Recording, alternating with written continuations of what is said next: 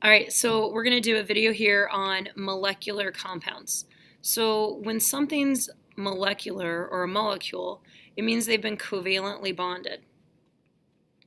So if we're covalently bonding something, that means we're sharing of electrons. And so it's going to typically take place between a nonmetal and a nonmetal. Sometimes it can take place between a metalloid and a nonmetal as well. So in order to do molecular compounds, the thing that you need to know is these prefixes. So 1 is mono, 2 is di, 3 is tri, 4 is tetra, 5 is penta, 6 is hexa, 7 is hepta, 8 is octa, 9 is nona, and 10 is deca. So let's just start with something we know, carbon dioxide. You've seen CO2, you know it, we've looked at it, but let's talk about why it's named the way it is. So you've got two nonmetals, we've got carbon and we have oxygen. And so our first rule is that if we only have one substance, so one atom for the first element, you just name it. So carbon only has one atom, so we call it carbon. Okay. 1b would be if more than one atom. You would use the prefix and then name it. Use the prefix and name. So for instance, if I come down here and do like N2O5, I'll do this, okay? The first atom here of this nonmetal has more than one, so the prefix for 2 is di, so it becomes di-nitrogen.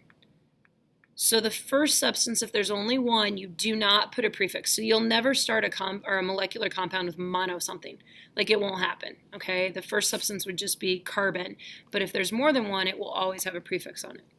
Your second rule is that you use the prefix and indenide as well. So there's two oxygens, so 2 means di, and you get dioxide. Down here, there's 5, so you get pentaoxide or pentoxide. Typically, if you've got an A with an O, the A gets dropped off and goes away.